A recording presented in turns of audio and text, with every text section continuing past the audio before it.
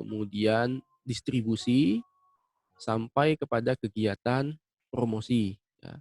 Baik melalui iklan, ya, direct marketing atau pemasaran langsung, dan special event, ya. Kemudian tahap pembelian dan penggunaan di kalangan end user atau konsumen akhir. Kegiatan komunikasi pemasaran, yang pertama itu menginformasikan dan mendidik calon pelanggan tentang perusahaan dan barang dan jasa yang ditawarkan. Kemudian yang kedua, kegiatan komunikasi pemasaran itu, ya, yang kedua itu membujuk pasar sasaran bahwa produk jasa tertentu itu menawarkan solusi terbaik bagi kebutuhan-kebutuhan mereka, dibandingkan dengan yang ditawarkan oleh perusahaan lainnya atau perusahaan pesaing. Kemudian yang ketiga itu mengingatkan kembali pelanggan tentang produk tersebut dan memotivasi mereka untuk bertindak, ya, untuk membeli, ya. Kemudian yang keempat itu memelihara hubungan dengan pelanggan yang sudah ada, nah, itu mempertahankan dan menjaga hubungan yang baik dan memberikan berita terbaru atau yang berita terupdate atau informasi lebih lanjut mengenai bagaimana mendapatkan hasil terbaik dari produk-produk yang dibangun oleh perusahaan tertentu, ya. Nah, ini kalian pasti sudah familiar dengan 4P, ya, kalau untuk barang, ya, untuk barang yang berwujud. Sedangkan kalau untuk barang yang tidak berwujud atau jasa, ya, itu ditambah lagi umumnya, ya, ditambah lagi dengan 3P, yaitu ada people, proses, dan physical evidence, ya. Nah, nanti kita akan coba lihat bagaimana, ya, perkembangan 4P ini di era new wave marketing, ya. Kita nanti akan lihat di slide berikutnya, ya. Jadi ini kalian sudah familiar dengan 4P, ya, bauran pemasaran. Apa saja sih 4P itu? Ya, itu terdiri dari produk, ya. Produk itu yaitu kalau untuk 4P ya artinya barang yang berwujud, ya, atau fisik, nyata. Kemudian ada price, harga, ya, kemudian promotion, promosi, dan place, ya, tempat atau distribusi, ya. Nah, produk itu apa-apa saja sih itemnya? Tadi saya jelaskan atribut, ya, atribut produk, ya. Jadi dalam merek itu yang dibangun itu adalah produknya. Apa saja sih atribut produknya? Yaitu terdiri dari variety, ya. Produk itu terdiri dari beberapa jenis misalnya atau rasa, ya, pilihan, mode, dan sebagainya. Kemudian kualitasnya, ya, kualitas desainnya seperti apa. Kemudian desainnya, nah ini juga menjadi pertimbangan di dalam membangun brand image, ya. Kemudian fiturnya, ya, kegunaan, fungsi, dan sebagainya, fitur-fitur yang dimiliki suatu produk, ya. Brand name, ya, nama merek, ya, kalau kalian pakai misalnya kalian menggunakan celana dengan merek-merek tertentu, misalnya dalam hal ini contohnya Levi's katakanlah, ya, maka di sebagian atau beberapa konsumen tertentu yang menganggap Levi's itu merupakan brand yang baik, ya. Kemudian packaging atau kemasan, ya, packaging. Packaging itu merupakan salah satu juga, ya, item atau atribut di dalam membangun brand image. Kemudian ada service, ya. Lanjut lagi ke price. Price ini ya daftar harga, kemudian ada diskon, ya, itu atribut-atributnya, ya. Pengurangan harga, apakah ada payment period itu semacam misalnya bisa 50% pembayaran, kemudian sisanya tempo, ya, atau jangka waktu kredit dan sebagainya. Nah, ini atribut-atribut ini atau bauran-bauran ini, ya, bauran pemasaran ini 4P ini ya targetnya ke pelanggan, ya. Dalam rangka apa kalau merek? Dalam rangka membangun image, ya, atau melakukan positioning. Kalau kalian sudah belajar pemasaran, ya, kalian pasti sudah tidak asing dengan yang namanya segmentasi, targeting, dan positioning, ya. Nah, proses positioning inilah yang penting di dalam membangun brands, ya, dalam membangun brands di benak pelanggan, ini ada di dalam proses positioning. Kemudian promotion. Promotion itu terdiri dari advertising, ya, iklan. Iklan ini baik menggunakan elektronik, cetak, dan sebagainya. Kemudian ada personal selling, ya ini sudah jelas. Kemudian sales promotion, ya promosi penjualan, misalnya jika membeli satu produk ini maka akan mendapatkan apa tambahan produk lainnya misalnya. Kemudian public relation ya terkait dengan bagaimana membangun hubungan kemasyarakatan ya atau hubungan dengan pihak ketiga. Nah, ini misalnya dalam bentuk CSR ya, Corporate Social Responsibility yang dilakukan perusahaan ya, untuk membangun mindset pelanggan bahwa perusahaan telah peduli misalnya ya memberikan atau menyalurkan CSR sesuai dengan ketentuan perundang-undangan atau ketentuan pemerintah.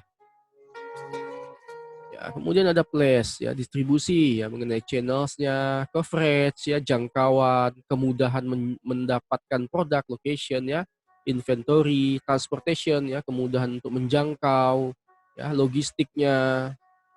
Nah, ini juga menjadi pertimbangan. Contohnya kalau misalnya produk tertentu itu tidak banyak dijual, hanya terdapat di satu toko saja atau beberapa toko saja, ini juga akan menjadi persepsi ya, membangun persepsi juga untuk konsumennya.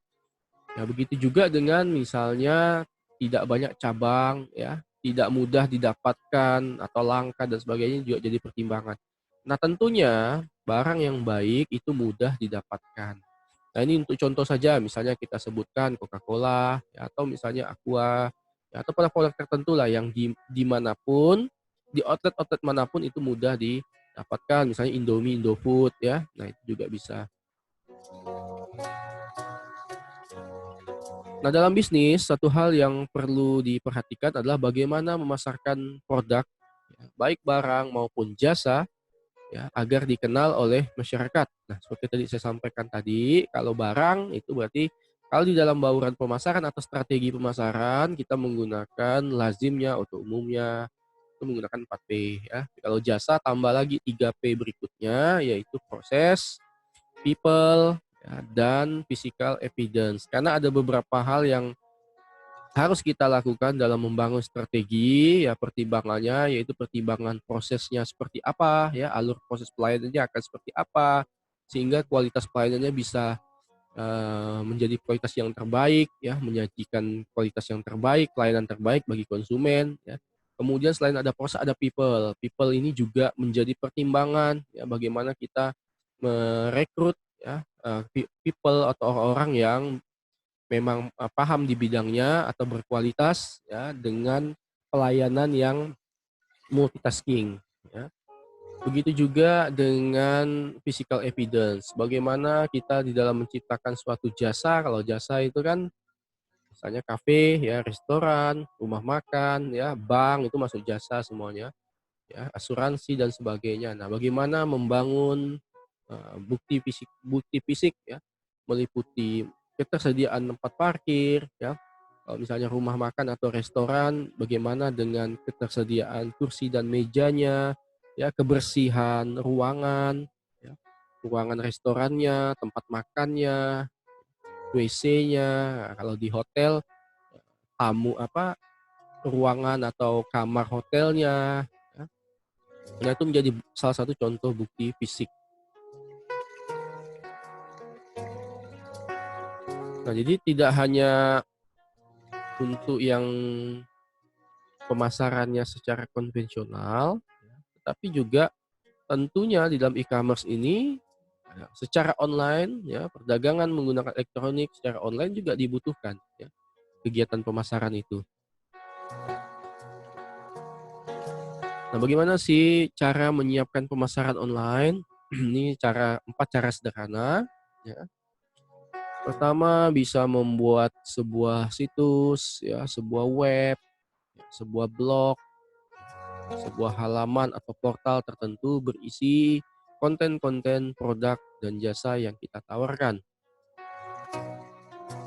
Yang kedua, menempatkan iklan dan promosi online. Nah, ditempatkannya di mana? Ya di situs, di web, ya di halaman tertentu, di blog atau di portal-portal tertentu. Nah, ini ada yang ketiga ini yang paling sering digunakan karena terbukti efektif ya, di beberapa penelitian juga terbukti efektif ya dalam melakukan pemasaran online. Yang salah satunya menggunakan media sosial ya, medsos untuk berpromosi, baik menggunakan Facebook, ya Instagram, dan Twitter ya, dan hal-hal lainnya. Kemudian yang keempat bisa menggunakan email. Menggunakan direct email ya, menggunakan email secara langsung, meng-email kepada konsumen-konsumen yang potensial atau organisasi-organisasi yang potensial. Di dalam kegiatan pemasaran itu bukan hanya kita berpikir ya, kalian sebagai mahasiswa berpikir hanya menjual produk itu kepada konsumen akhir, tetapi kalian juga bisa menjual produk itu tidak langsung ke konsumen akhir. Bisa saja kalian sebagai supplier utama kalau misalnya ya jika misalnya produk atau barang yang kalian tawarkan itu unik atau tidak mudah ditiru. Kalian sudah belajar yang namanya analisis SWOT, ada strength, weakness, opportunity, dan threat ya. Ada kekuatan perusahaan atau kekuatan barang yang kalian miliki itu apa, misalnya tidak mudah ditiru ya. Nah, kalian bisa saja menjadi supplier sementara barang ini tidak langsung ya, tidak langsung juga dijual hanya kepada end user atau pengguna produk akhir, tapi juga dijual ke pengecer misalnya ya, atau ke agen. Ya, misalnya seperti itu bisa. Jadi kalian mempunyai produk tertentu, posisi kalian sebagai distributor ya, atau sebagai agen, atau kalian sebagai pengecer. Nah, kalau kalian sebagai pengecer, mahasiswa melakukan usaha sebagai pengecer, artinya kan langsung dari pengecer langsung ke konsumen akhir. Tapi kalau kalian misalnya punya suatu produk yang unik, produk lokal, produk khas daerah kalian, kalian buat, nah kemudian kalian lakukan pemasaran, itu bisa ke pengecer terlebih dahulu. Jadi konsumennya tidak hanya pengecer, tetapi juga konsumen akhir, ya.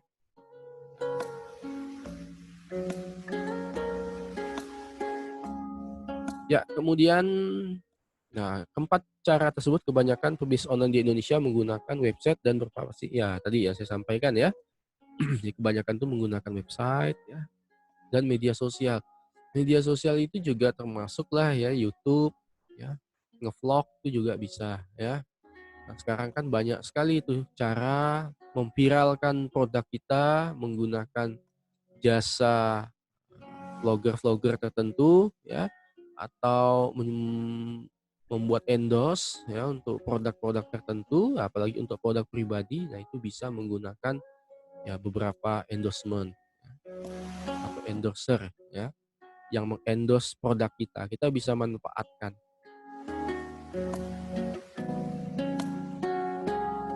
Jadi memang kalau di dalam pemasaran ini ya diharapkan itu barang itu bisa viral.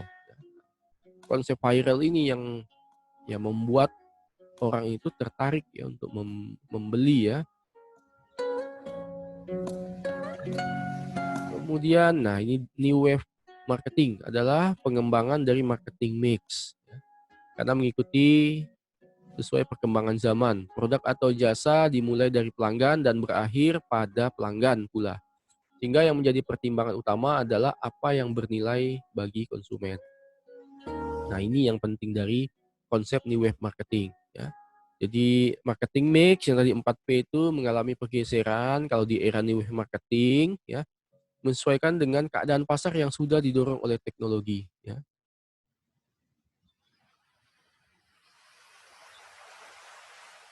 Nah, ini ya 4P ini menjadi 5C. Kalau di 4P kan tadi ada produk, price, place, promotion. 5C itu dikenal dengan new wave marketing, co-creation, currency, communal, activation, conversation, dan connect ya, ditambah satu connect. Nah, sekarang kita lihat ini perbedaannya.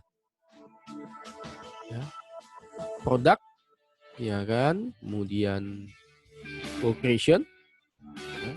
Produk itu digantikan dengan co-creation ya. Price, currency, place, communal, promotion, conversation. Nah, kalau di new wave marketing tuh jadi conversation. Nanti kita akan coba satu-satu. Yang terakhir connect. Nah, nih kita lihat nih. Ini sama ya, maksudnya produk dengan co-creation digantikan dengan co-creation. Walaupun substansinya tidak jauh berbeda, hanya di new wave marketing ini karena semuanya bersifat digital, ini dikonversi menjadi co-creation. Tentunya dengan substansi yang sedikit lebih update ya, lebih mengarah ke pemanfaatan teknologi informasi di dalam kegiatan pemasaran. Nah, ini 4P. Ya, dalam 4P, co-creation yang tadi yang produk itu ya, itu sama dengan produk kan, ya kan? Perusahaan memberikan peluang sebesar-besarnya kepada konsumen untuk ikut aktif dalam pengembangan produk baru. Kalau di 4P yang bauran pemasaran kan produk itu dibangun saja berdasarkan adanya kebutuhan atau keinginan. Malahan saat ini sekarang ya mindsetnya itu sudah berubah. Bagaimana cara menghabiskan barang. Jadi barang itu diciptakan dulu, kemudian strategi pemasarannya disusul belakangan. Nah, bedanya dengan yang di era new wave marketing, barang itu diciptakan berdasarkan keinginan atau kebutuhan, kemudian berdasarkan masukan-masukan. Ya.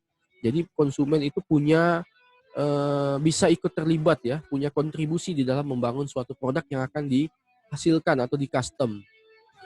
Nah ini. Kemudian ya ini diikut sertakan ya. Ya kalau currency penetapan harga di era new wave marketing itu ditentukan secara bersama. Nah, semakin naik turun secara transparan sesuai dengan komunitas pelanggan. Jadi memang ada suatu komunitas di dalam era new wave marketing ini di mana konsumen atau produk akhir itu dia bisa menilai ya layaknya currency ini ya, bisa menilai untuk harga suatu produk tertentu ini layaknya sekisaran berapa. Konsumen berani membeli dengan harga berapa.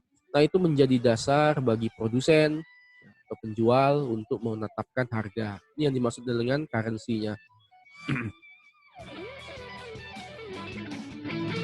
Karena tadi dijelaskan sebelumnya ya, dengan kecanggihan teknologi saat ini, ya, pelanggan tuh bisa membandingkan entah harga di website yang satu dengan website yang lain, di marketplace yang satu dengan marketplace yang lain. Contohnya kalau kalian berbelanja di Tokopedia, di Bukalapak, di Shopee, di Lazada, jelas masing-masing ya platform tersebut atau media tersebut atau marketplace tersebut itu memiliki atau menawarkan harga yang berbeda-beda dan ketentuan-ketentuan yang berbeda-beda. Nah, kemudian kalau distribusi ini digantikan ya dengan komunal ya, komunal activation.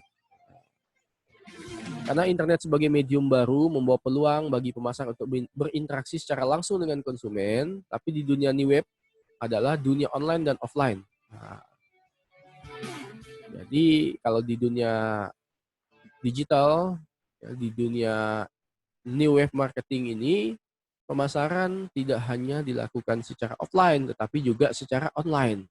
Jadi kekuatannya itu sesungguhnya ada pada online plus offline channel. Jadi ada saluran secara online dan juga secara offline. Jadi secara sederhana dia juga punya toko, dia juga tempat punya outlet untuk memasarkan produk dan jasanya, tetapi di sisi lain dia perkuat promosinya dengan cara menggunakan ya, secara online lah ya, menggunakan online atau media tertentu untuk mempromosikan. Ya, jadi itu distribusi digantikan oleh communal activation. Nah, ini ya melalui anggota Facebook, ya followers. Jadi distribusinya seperti itu, ya. Membangun sebuah komunitas. Jadi komunitas itu adalah tempat, ya kan, tempat konsumen dan penjual itu berinteraksi. Nah, disitulah akan diperoleh kedekatan emosional antara penjual dan pembeli. Nah, semua ini tujuan dalam membangun brand image. Nah, kemudian conversation. Kalau di bauran pemasaran itu kan promosi, ya, promotion. Kalau di era new wave marketing digantikan dengan conversation. Nah, lebih lengkap lagi substansinya. Ya. Jadi promosi menyangkut komunikasi, kegiatan promosi merupakan komunikasi yang dilakukan pada produsen. Dalam dunia new wave, marketing adalah conversation, bercakap-cakap, ya, berbicara, ngobrol, ya kan? Nah, saat ini kita bisa lihat dari percakapan akan diciptakan jaringan dan dari jaringan tersebut dihasilkan rekomendasi. Nah, nanti kita lihat tuh promosi itu kan banyak ya, dari mulut ke mulut, ya, dan sebagainya. Nah, baik yang terjadi dalam komunitas ya, maupun dibawa oleh komunitas tersebut keluar lingkungan. Nah, seperti saya sampaikan, dari mulut ke mulut, ya, berdasarkan pengalaman, berdasarkan referensi, berdasarkan kenalan, dan sebagainya. Nah, ini conversation digantikan oleh conversation. Ya. Kemudian yang satu lagi yang paling penting yaitu adalah connect. Ya. Ini menjadi penekanan new wave marketing. Nah, kita tahu nih secara singkat saja saat ini orang itu konsumen semua apapun lah ya, semua orang di dunia ya, sebagian besar memegang yang namanya smartphone dan itu terkoneksi menggunakan jaringan global atau international network, interconnection network ya, jaringan global. Artinya apa? Kegiatan pemasaran ini bisa dilakukan kapan saja dan di mana saja. Nah, artinya dengan kecepatan teknologi saat ini, promosi itu dengan mudah sampai ya, cepat dan sampai dengan mudah kepada konsumen ya melalui smartphone tadi ya. Karena terhubung tadi dengan jaringan global. Nah, ini artinya connect ini seperti itu ya. Kapanpun dimanapun konsumen tuh bisa mengakses baik melalui jaringan sosial, ya iklan-iklan di Facebook, ya, fanspage Facebook, ya, halaman-halaman di Facebook, Instagram, ya, Twitter, ya blog-blog, ya, vlog, ya, YouTube ya, blog YouTube dan sebagainya. Ya. Sehingga mudah dikenal oleh banyak orang. Nah ini kita diharapkan memang pemasar itu bisa berinteraksi dengan banyak pelanggannya. Nah itu ya. Nah, berarti SMS juga bisa ya. Biasanya kalian dapat kalau Dunkin ya, kita nggak apa-apa kita sebut merek ini untuk pembelajaran saja. Misalnya Dunkin dia sering memberikan diskon ya KFC atau CFC melalui short message ya kan, pesan singkat dia biasa memberikan secara otomatis ya masuk ke SMS kita, ke smartphone kita. Begitu juga dengan bank ya, dengan asuransi ya, bukan hanya barang ya, bukan hanya produk berupa barang berwujud, tapi juga jasa ada. Misalnya penawaran asuransi, penawaran pembukaan rekening bank, ya dan sebagainya.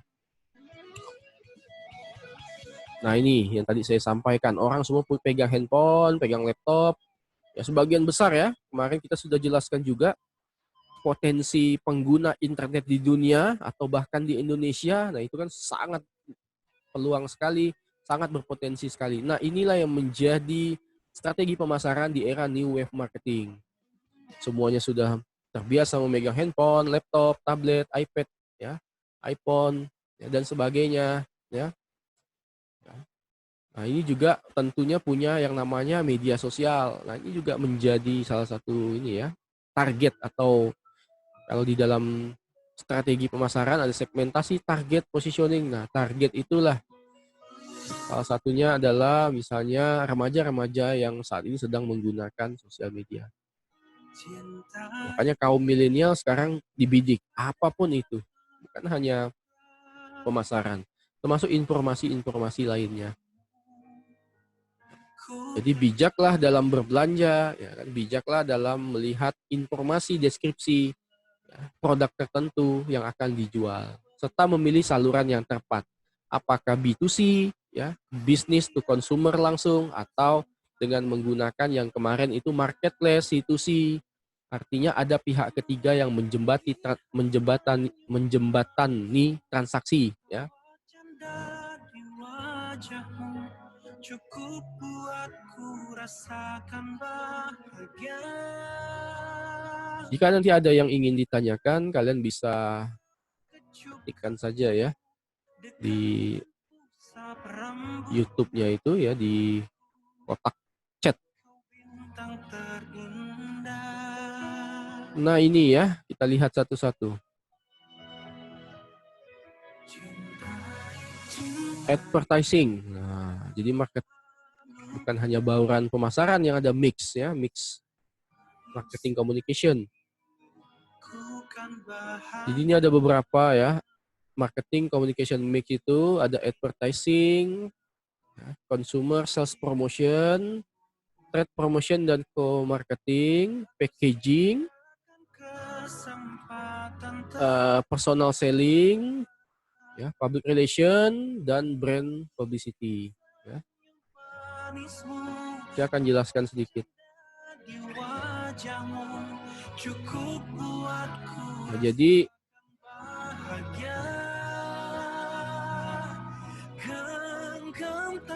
ada advertising ya, advertising iklan ya, periklanan itu ya bisa yang tadi sudah disebutkan ya, media massa, media elektronik ya, media cetak, elektronik bisa website, blog, ya kan, menggunakan handphone itu termasuk elektronik ya. Media sosial ya, banyak ya, Facebook dan sebagainya, Instagram dan sebagainya.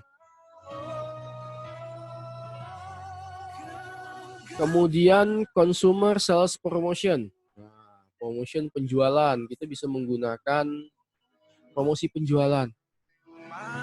Misalnya membeli produk tertentu akan mendapatkan produk misalnya yang sejenis atau mungkin yang berbeda, atau beli berapa dapat berapa, atau ketika membuka suatu, kalau jasa nih ya, kalau jasa misalnya buka suatu rekening gitu kan. Nah, itu dapat misalnya jam dinding, ya dapat boneka, atau dapat kupon berhadiah, itu promosi penjualan. Ya. Kemudian ada trade promotion.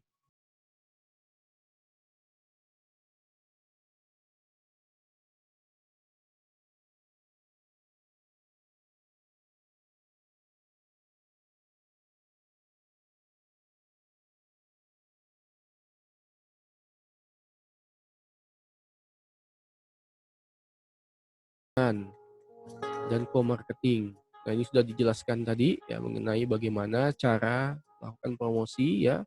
Banyak sekali bauran-bauran promosi, ya termasuklah advertising juga ya, masuk dalam bauran promosi ya. Kemudian packaging, point of purchase ya, bagaimana cara membuat packaging kemasan yang menarik ya. Kemudian POP atau point of purchase. Nah, ini kalau POP ini biasanya kalian dapatkan itu di ini ya, apa? Contohnya ya di hypermart. Di hypermart tuh ada yang dinamakan namanya point of purchase ya. Kebetulan saya juga dulu sempat kerja juga di hypermart ya, salah satunya tugas saya itu yaitu membangun POP tadi, point of purchase. Caranya dengan apa? Ya dengan desain misalnya ya, dengan promosi menggunakan kata-kata atau item-item melalui visual. Biasanya kalian masuk ke dalam hypermart, kita sebut merek gak apa-apa untuk pembelajaran ya. Hypermart, Mitra Anda, ya, Loligo, Indomaret, Carrefour dan sebagainya, pasti ada visual-visual yang disajikan secara khusus yang membuat kalian terfokus. Misalnya sedang promo apa, atau produknya dibangun besar, ya kan, dibuat besar, ditempel di depan-depan ruangan atau ditempel di dekat rak. Nah, itu salah satu contoh POP ya, point of purchase, sehingga nanti pas masuk konsumen akan langsung melihat, wah ini sedang promosi, oh ini produk di depan ini adalah produk yang bagi sebagian konsumen bisa jadi itu adalah produk yang baik atau yang sedang murah ya ditawarkan ketika itu. Nah, itu salah satu POP ya.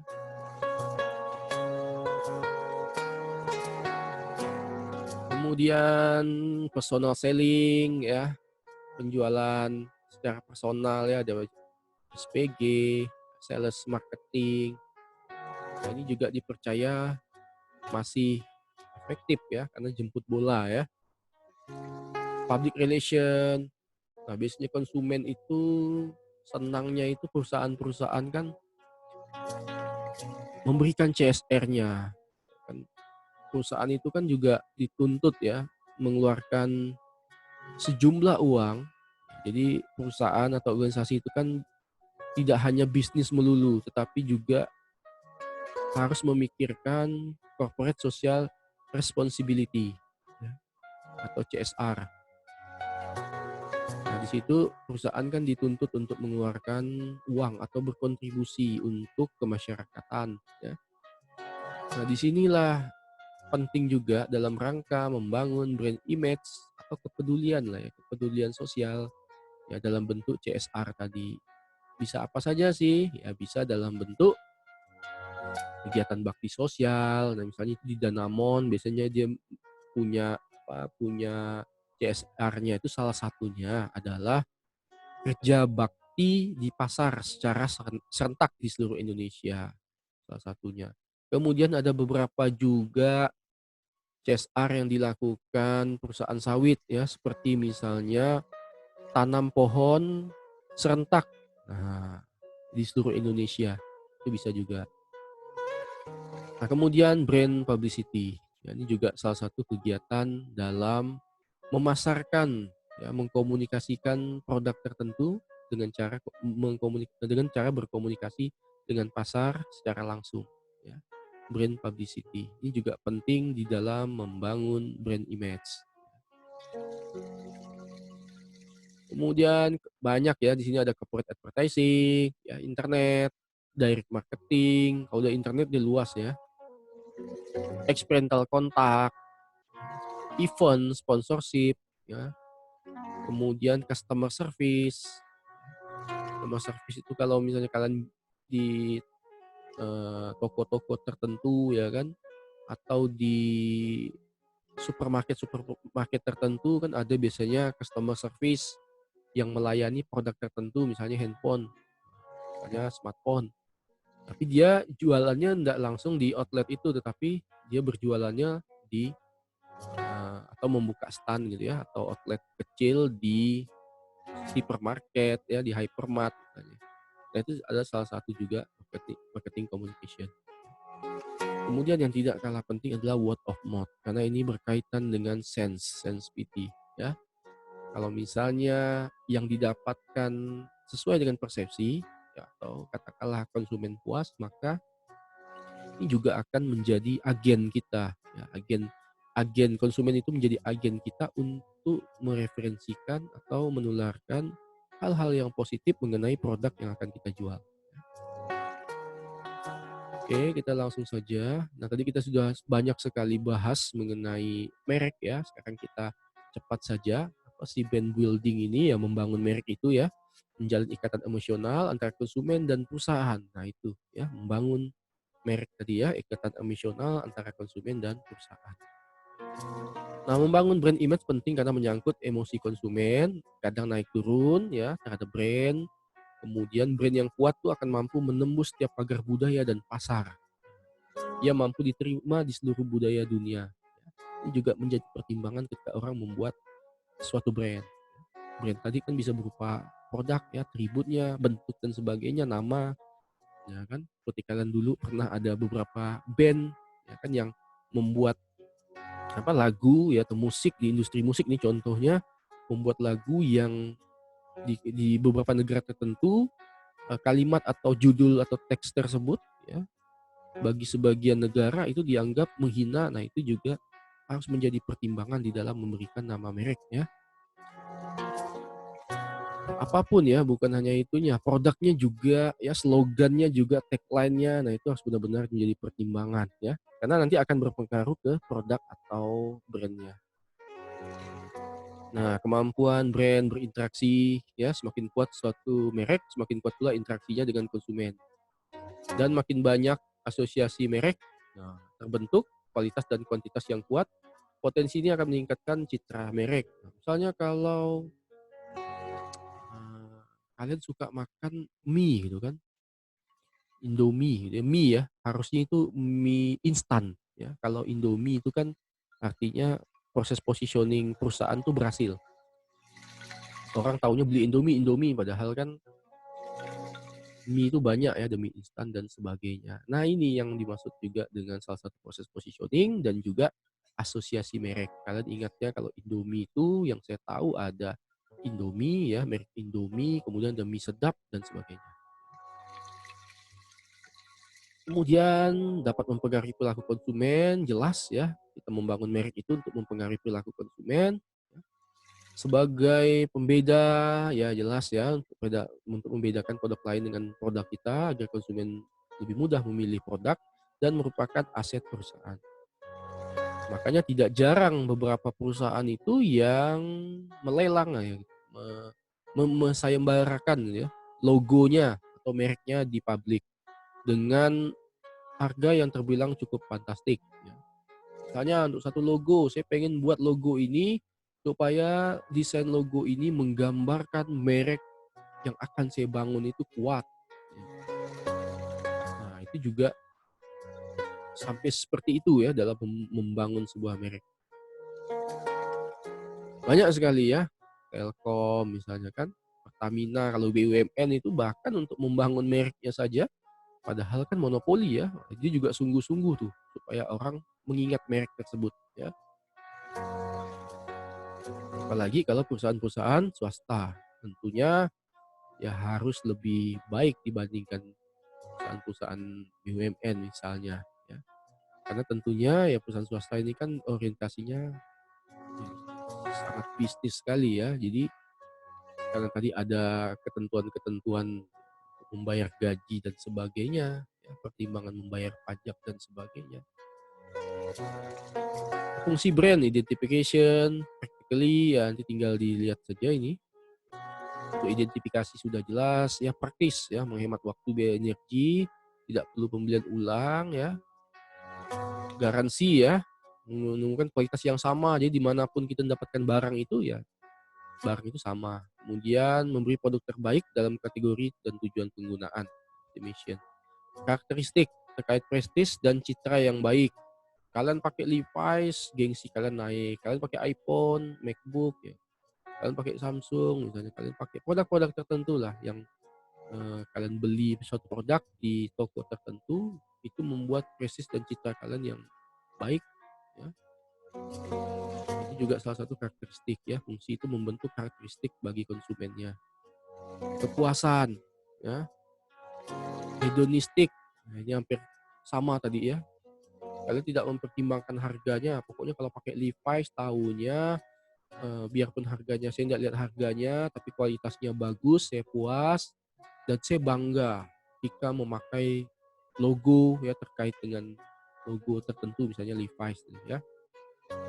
Etikal, kepuasan terkait dengan perilaku yang bertanggung jawab dari merek dalam hubungannya terhadap masyarakat. Nah ini yang tadi tuh ya, konsumen melihat, oh ternyata perusahaan ini banyak juga ya CSR-nya, oh dia Jarum misalnya ya, dia memberikan beasiswa gitu kan bagi ininya bagi para atlet badminton ya dan macam-macam ya. CSR itu kan banyak dalam bentuk beasiswa, bakti sosial, ya, donasi, ya, pendidikan dan sebagainya. Kemudian brand equity yang jika di Indonesia kan berarti ekuitas merek. Nah, aset sebuah merek nih ya, brand equity itu aset. Brand equity dapat diperoleh setelah identitas brand sudah jelas, memasuki pasar dan konsumen, dan kelangsungan brand tersebut sangat bergantung kepada konsumen. Nah, ini brand dengan identitas yang kuat akan mampu bertahan dalam pasar dan dapat banyak membantu dalam strategi pemasaran. Ya, ini brand equity. Ya. Merek itu sebagai aset. Nah, orientasi tadi seperti yang saya sampaikan bahwa perusahaan swasta dengan mereknya, dengan brand equity-nya, itu akan sangat berpengaruh terhadap profit. Ya. Karena kelangsungan hidup suatu perusahaan, yaitu ya dari profit tadi ya. Makanya membangun brand image juga penting. Apapun hal positif dan negatif yang terjadi dalam suatu produk atau jasa tertentu yang dikeluarkan oleh merek tertentu itu juga akan berpengaruh. Ya. Jika positif, maka hasil yang didapatkan positif. Jika sebaliknya negatif, maka hasil yang didapatkan juga negatif. Jika negatif, artinya akan mempengaruhi profit. Ya, misalnya logo ya, logo brand. Nah, ini kekuatan merek berdasarkan 7 indikator ya, leadership, ya, kemampuan mempengaruhi pasar, harga maupun atribut, stability, kemampuan mempertahankan loyalitas pelanggan, market, kekuatan merek untuk meningkatkan kinerja toko atau distributor. Nah, kalau kita punya tadi seperti saya katakan, kalian punya produk khas tertentu, ya kan? Misalnya produk khas tertentu itu produk apa misalnya, A misalnya ya. Kalian kan bisa menjual ke konsumen akhir, bisa juga tadi saya katakan menjual ke toko dulu ya, atau pengecer. Nah, ini kalau kalian punya merek yang bagus, kualitas yang bagus, maka toko itu taunya misalnya kalau pengen membeli produk A nih, ini kepada si A1, A2, A3 dan sebagainya. Kan banyak tuh penjual tuh kan, A1, A2, A3. Tetapi ketika toko ini ingin membeli suatu produk, maka itu sudah tersugesti ya, punya mindset bahwa yang kualitasnya bagus menghasilkan produk tertentu ini adalah toko A1 dan A2 saja. Kemudian tren merek, ya, internationality ya, kemampuan merek untuk keluar dari area geografisnya. Nah, ini udah merek internasional ya, tren. Nah, merek menjadi semakin penting dalam industri ya. Sepeda nih misalnya, orang tahunya pakai apa? Polygon semua misalnya kan, United. Support ya, besarnya dana yang dikeluarkan untuk mengkomunikasikan merek. Nah, ini juga support, ini penting ya. Jadi itu ada beberapa indikator ya, 7 indikator. Kemudian merek tersebut mempunyai legalitas, protection. Nah, kalau merek yang kuat, maka dia punya legalitas. Misalnya kalau kalian Starbucks, kalian buat logo yang mirip-mirip dengan Starbucks, ya kan contohnya dulu ada perusahaan lah ya yang membuat satu logo yang mirip dengan Starbucks. Nah, itu disomasi oleh Starbucks ya, karena identitas logonya sama. Karena logo tersebut sudah mempunyai hak cipta atau paten ya. Jadi semakin mempunyai legalitas, ya semakin baik. Nah, ini brand equity dikelompokkan ke dalam beberapa kategori ya. Ke dalam 5 kategori. Yang pertama brand awareness, ini kesadaran konsumen mengenai merek ya, calon konsumen ya. Brand equity dikelompokkan ke dalam ini ya, brand awareness, perceived quality, brand association, dan brand loyalty. Kelima ini merek lain brand aset tadi. Nah, ini brand awareness tadi kesadaran, kemudian 4 tingkatan brand awareness itu ya, kesadaran tentang merek ya, awalnya tidak menyadari merek, kemudian mengenal, mengingat kembali, dan puncak pikirannya sudah tertanam. Ya. Kalau sudah mengingat tuh, kalau udah pengen beli ini, udah taunya merek ini saja. Kemudian persepsi kualitas, ini sebuah penilaian global berdasarkan persepsi pelanggan atas apa inti dari kualitas produk. Berapa baik penilaiannya terhadap merek itu tadi ya. Kalau misalnya di informasi mengenai merek tertentu yang berkembang secara global itu jelek, maka juga impact-nya juga jelek. Begitu juga sebaliknya. Kalau positif, maka positif bagi masyarakat dunia. Ini brand association yang tadi saya katakan ya, muncul seseorang terkait ingatannya mengenai suatu merek. Kalau smartphone, ini merek-merek yang bagus. Ya kan? Kalau mobil, merek-merek yang bagus nih ini, ya Toyota, Daihatsu, Ford, Honda, sebagainya. Kalau untuk handphone, ya kan, smartphone ada iPhone, Samsung, Vivo, dan sebagainya. Motor ada Honda, Yamaha, Suzuki, ya. Ya, ya brand loyalty di mana tahap kesetiaan pelanggan pada sebuah merek ya. Maunya pakai Levi's terus, ya kan. Maunya kalau pakai kendaraan, mau mobil, motor, belinya Honda terus ya. Nah, itu seperti itu. Satu produsen kan dia bisa satu merek tapi banyak produk ya.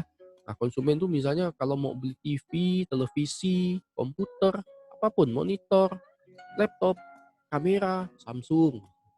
Atau mau AC itu spesialisnya SAP aja. TV juga SAP. Kemudian kompor juga ya. Nah, yang order ini 4 hal lain di luar kategori itu ya. Ya, jadi mungkin itu saja yang bisa saya sampaikan ya.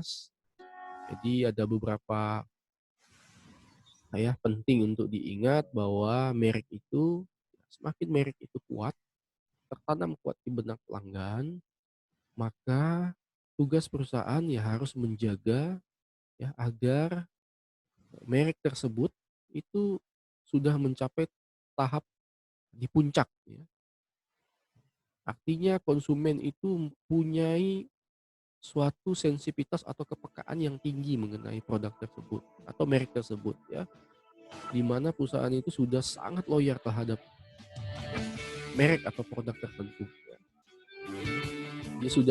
Dia tidak peduli dengan apapun tawaran merek lain ya, tidak akan mudah terpengaruh ya oleh masukan-masukan pihak yang lain, karena dia sudah sangat mencintai atau loyal terhadap merek tersebut ya. Dia melakukan pembelian berulang-ulang terhadap lini produk. Nah, lini produk yang tadi saya jelaskan. Misalnya Samsung dia punya handphone, dia punya smartphone ya, dia punya laptop, dia punya monitor, dia punya TV, laptop dan sebagainya. Ya. Kemudian dia akan mereferensikan, ya, mereferensikan ke pihak yang lain. Nah ini penting word of mouth tadi ya kan, dari mulut ke mulut dia mempromosikan hal-hal yang positif, menciptakan hal-hal yang positif. Nah, ini juga menjadi salah satu penting ketika nanti kalian sebagai entrepreneur ya atau sebagai manajer nanti di suatu perusahaan ketika dihadapkan untuk membangun sebuah merek, yaitu beberapa hal yang harus kalian pertimbangkan. Oke, semoga materi pada hari ini bermanfaat. Sampai jumpa di pertemuan minggu depan atau minggu berikutnya. Baik, saya akhiri pertemuan pada hari ini. Assalamualaikum warahmatullahi wabarakatuh.